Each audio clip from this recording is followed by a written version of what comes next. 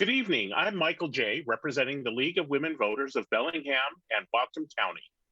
Founded nationally in 1920 and locally in 1956, the League is a nonpartisan organization with more than 700 affiliates in all 50 states.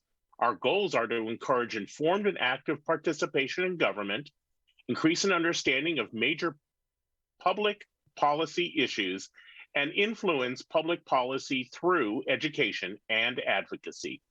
The League never endorses candidates or political parties. Membership is open to all people age 16 and older of any gender, and we invite you to join. You can find all the information on our website. Tonight's forum is being recorded. The recordings will be available on our website, lwvbellinghamwhatcom.org, that of the City of Bellingham YouTube channel, and BTV Bellingham.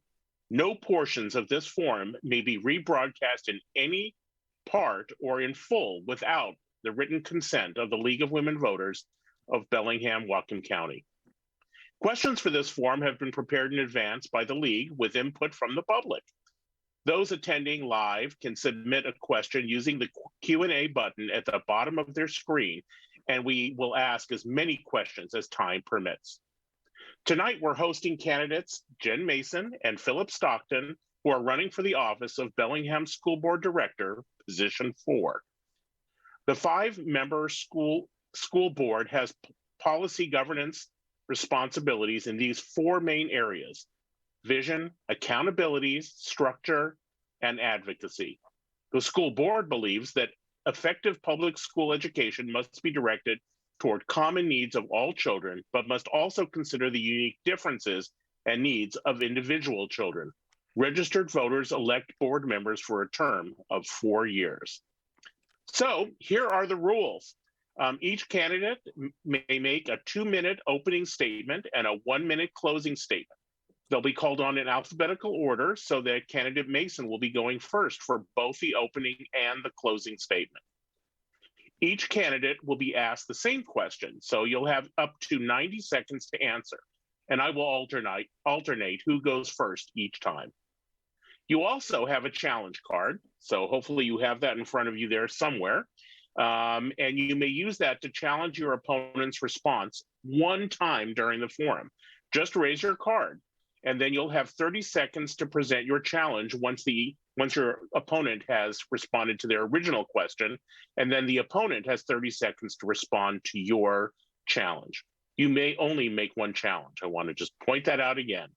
To help track your time, when you begin to speak, the timer screen will start counting, then turn yellow when only 15 seconds remain. The screen will turn red when your time is up, and if you continue to speak, a bell will ring, and who knows what will happen to you, but don't continue going. Any questions regarding these rules? Okay. If our timers are ready, we can go ahead and start. Our candidate Mason, go ahead and give your opening statement. Well, thank you so much. I'm really glad to be here tonight. And despite all of the time of COVID, I had some technical issues. So you may see me lean over and plug my computer in here in a moment. I have been proudly serving the Bellingham School District for the past 4 years, and it's been one of the greatest honors. Public education is deeply important to me. I have a student in the Bellingham School District, my daughter Luella, who is a 3rd grader at Carl Kosher, and she suffered a traumatic brain injury at birth and is significantly impacted by cerebral palsy. And so she's part of the district's life skills program. I also spent 10 years working for domestic violence and sexual assault services of Whatcom County, where I worked in every public middle school and high school across Whatcom County, building relationships with various communities and working in classrooms. And I also provided advocacy counseling for students who had experienced sexual assault or abuse in their life or witnessed abuse, both in the schools, at juvenile detention, at various other places. Since being on the school board, I've had, some amount of normal school year and then a couple of COVID school years here. So I have been proud to help lead the district through what will hopefully be the end of COVID at some point soon. During that time, just some of the achievements that I'm very proud of, I helped pass the board's first race and equity policy, which specifically calls out race and equity and all of the ways that we'll be addressing race and equity in our district. I also helped co-write the resolution for gun safety, which demanded sensible gun legislation. As we know, gun violence in our schools continues to be an issue. And I've also passed budgets with investments for mental health. So I know that we have done a lot in the past few years, but there's still more work to do. And I hope that I can continue serving you and getting that work done. Great. Thank you, Candidate Mason. Candidate Stockton, please give your opening statement. Yes, thank you for having me. I really appreciate this opportunity to talk to the voters, and I'm so thankful for it. I worked in sales and marketing for about 10 years and decided I wanted something different. So I went back to school and I got my bachelor's degree in Western Government Legal Traditions. And I started working to help candidates on political campaigns, I thought, who really, truly cared about their communities and wanted what was best for it. I had no intention of running for office myself. Last year, if you would have said, "Hey, Phillip, are you going to run for school board or any other position?" I would have probably laughed and said, "No, I don't feel like that's for me." But before I decided to run, I started hearing from parents in the Bellingham school district that their concerns were not being addressed. They would email whether it's board members or the school district itself, and get either stonewalled or they'd give them a canned email of, "Oh, we'll look into it, thank you," and never have a follow-up. So I'm really concerned about transparency and accountability in our school district.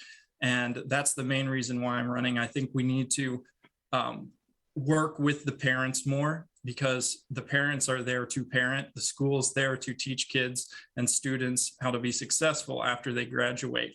And another reason is because of trade jobs. I think trade jobs are very important. We have a national shortage of workers willing to do these trade jobs or not qualified to do them. I think we need to have more programming in place, specifically apprenticeships for high school students, like we work with the local colleges to get general ed classes taken care of. And I think politics have creeped into the classroom in the Bellingham School District. And I don't think, no matter what side you're on, that should be good. We're trying to teach our students. Thank you, Candidate Stockton. Let's go to our first question. First question is, what approaches would you support during the ongoing COVID-19 pandemic to keep students in a learning environment while also protecting the health and safety of students, staff, and employees of the school district? And Candidate Mason, you will be the first to respond.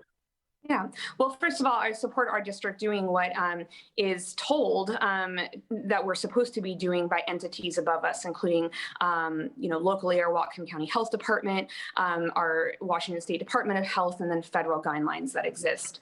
I believe masks work. I believe that vaccines work. And I believe as part of our moral and legal obligation to keeping children safe, we need to be taking these measures to keep them from being impacted by COVID as much as possible. And I would hope that just out of caring for our neighbors or out of a sense of patriotic duty, that people would be wearing masks and that people would be getting vaccinated voluntarily. And unfortunately, we know that's not the case. And so because of that, I do support the mandates that are in place, because I do think that we have to be taking these measures to keep our schools open. We had educators doing incredible work last year in the remote learning environment with every tool that they had available to them. But we know that keeping kids in school is what's best for them, for their relationships, to just learn in the way that school is designed. And so I am really supportive of any measure that keeps our schools open and keeps kids at schools. And so those are masks, vaccines, distancing, making sure HVAC is up to date. Great. Thank you, Candidate Mason. Candidate Stockton, same question for you. Well, first off, I think due to the COVID situation we had last year and even into this year, doing the online schooling was not a very good idea. I think at first we kind of needed to, step back, do some online learning and figure out what was going on. But we learned that kids, specifically people under the age of 18, are not susceptible to death from COVID like adults are. And I'm not saying that they shouldn't get vaccinated or wear masks. I think that should be up to each individual parent, whether or not their kids should wear a mask or get vaccinated. I think we need to take every precaution we can. And I think the vaccinations are incredible. And if our teachers have them and our kids are less susceptible to being hospitalized or death, I don't see the problem with staying in classrooms.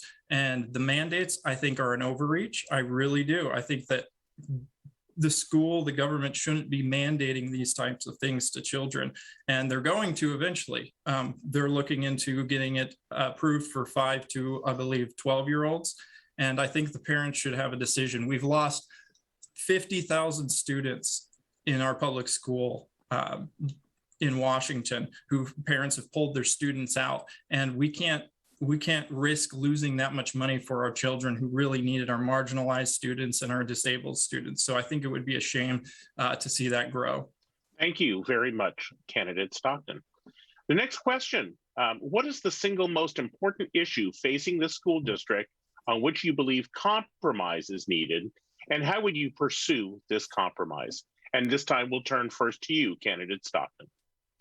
Yes, as I said in my opening statements, I think that we don't have very much accountability and transparency. There's a growing number of parents that, like I said, I've seen email and try to engage with the school on various subjects and political ideologies that are creeping into the classroom. There are books in our classrooms that shouldn't be there. And I think that we need to address that. We need to get rid of these political ideologies in our school system. And I think most people would agree with that. I don't care what side of the political aisle you are on. That is not the goal of the school. It is not to teach ideology. It is to teach kids and students to be productive, be happy, and come out of school being productive members of society. So I think that's one of the biggest issues we're facing in this school district. And that's the main reason why I am running. And I think if most parents and residents knew some of the stuff that's been going on in our school district, they'd be outraged. And I think that we need to address these issues, because if they continue, like I said, it's not just going to be COVID that is going to be getting students out of the classroom. It's going to be politics, and nobody wants that. Thank you, candidate Stockton. Candidate Mason, same question to you. Yeah, I mean, I think it's a difficult question because there are so many different issues that are facing, our schools and our districts. I will say that I always see poverty as an issue that we have to consistently be addressing. We know that poverty is the biggest predictor, one of the biggest predictors for around educational outcomes. And so we need to always consistently be working on how are we understanding poverty and how it impacts our students and families, and how are we removing the challenges that poverty creates. So I think that is one very, very large issue that's impacting our community and many other communities. You asked about the role of compromise. When I hear the word compromise, I kind of think everyone comes to the table and everyone loses a little. And my goal is always collaboration, that we all come to the table and we make something even better than the ideas that we came to the table with. So I think that's where we have to really look at, what do you think? What do I think? And how can we create something that neither of us thought of, where we're not conceding, where it's adding to it. Sometimes we all have to compromise. We all have to lose a little sometimes, and that's okay. There are also things that I think that we can't compromise on. We can't compromise on our district following the law. We can't compromise on discrimination, and we can't compromise on student safety. Thank you, candidate Mason. The next question is, what are your views about safe routes to schools as there are no crossing guards? And this goes first to you, candidate Mason. Yeah. So safe routes to school is an interesting topic because it really intersects both the school district and the city of Bellingham and various other entities. And so obviously, I don't think anybody doesn't support kids having safe routes to school. We all support that. I support students being able to walk to school and being able to bike to school and to be able to do that safely. And we know that there are areas where that is more challenging than others. So we haven't had crossing guards in our district. This has been something that we have discussed and we've talked about. It's a little more difficult to operationalize than it sounds. And there's also, I think that sometimes people think, well, this is a route to school, so the school should be responsible for fixing whatever is making this route dangerous. There's also a role of the city of Bellingham in doing that. There's also a role in various other entities in making the route safe. So I am hugely supportive of us continuing to find ways that kids can get to school safely, that kids, can walk, can bike, can roll there, and also partnering with other entities and figuring out ways that we can do that together, because it's not just a school board thing. It's not just a school district thing. It relies on various other structures to get that into place. Thank you for that response. Candidate Stockton.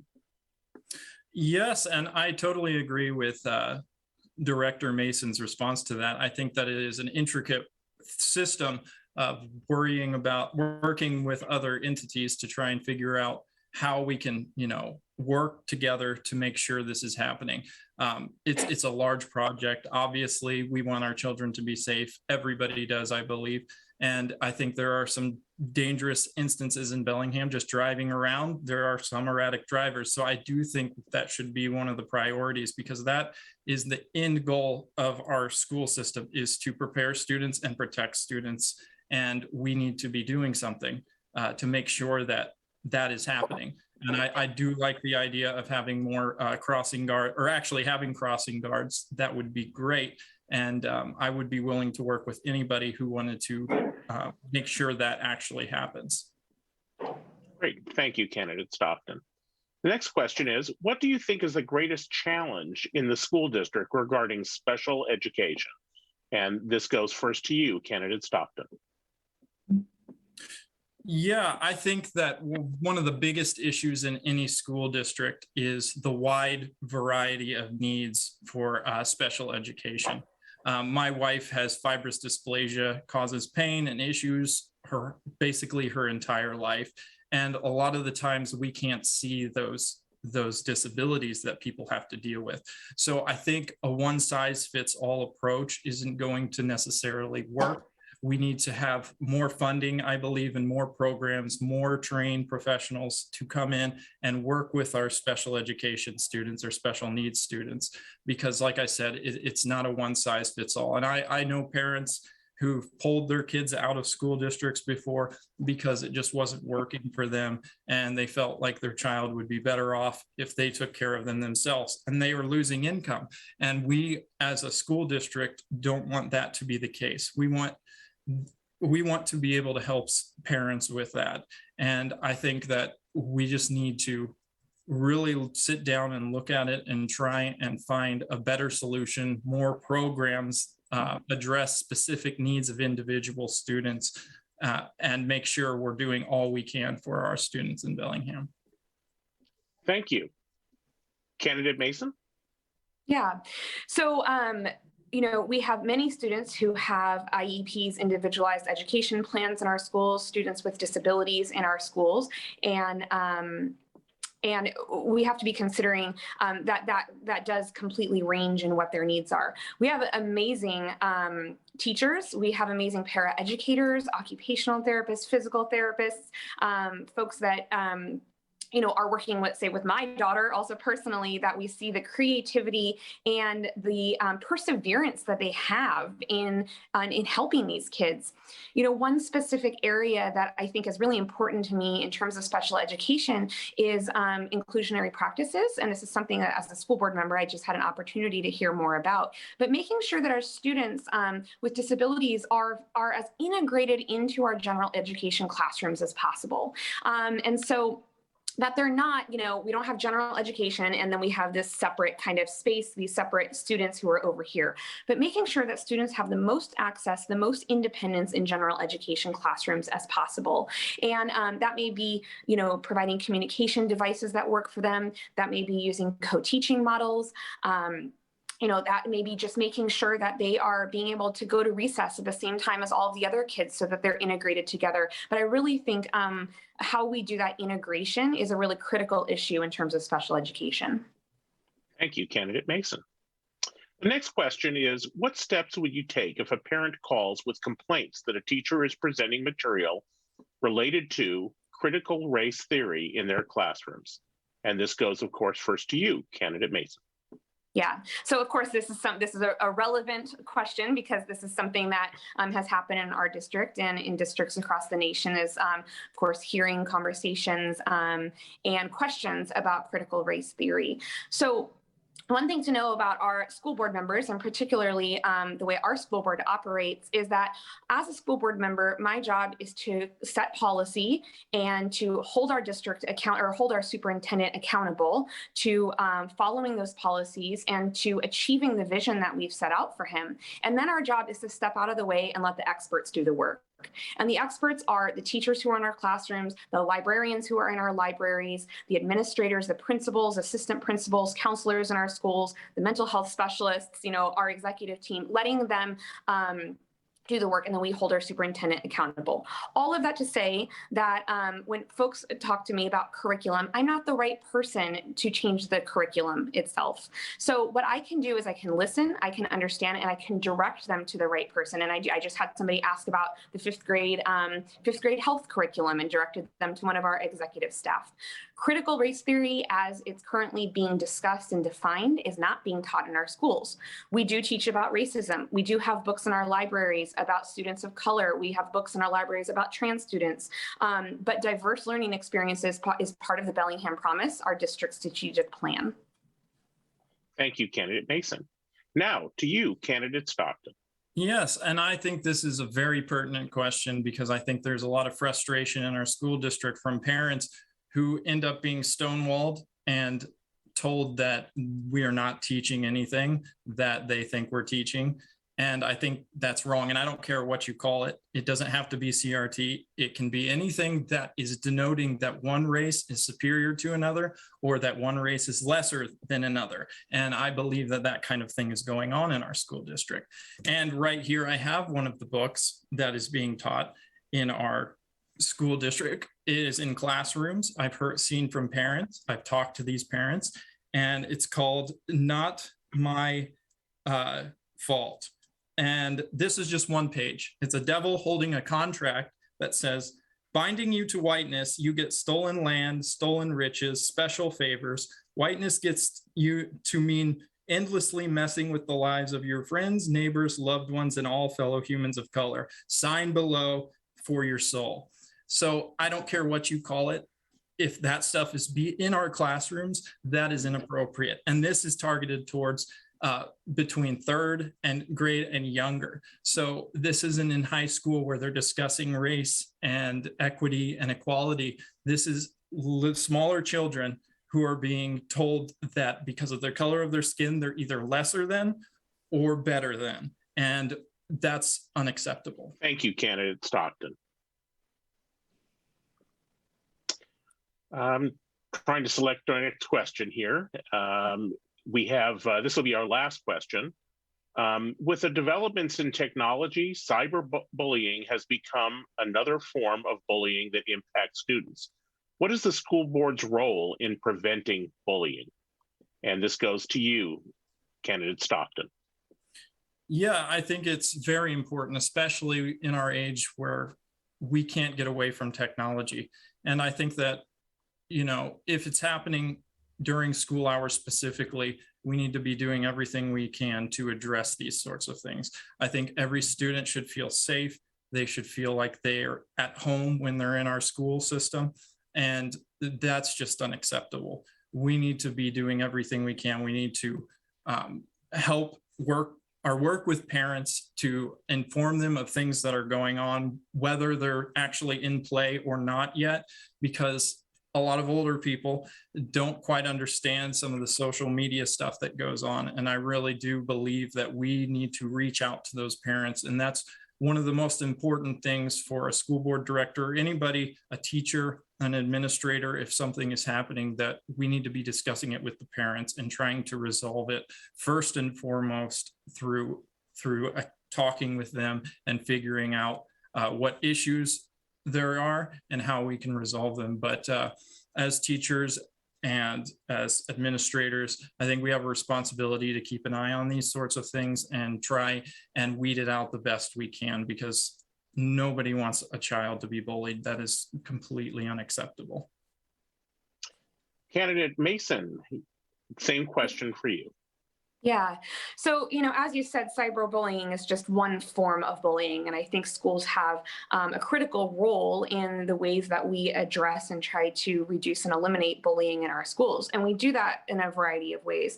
One of those ways is through social emotional learning, and making sure that we have social emotional learning in our schools, that we're continuing to deliver this curriculum.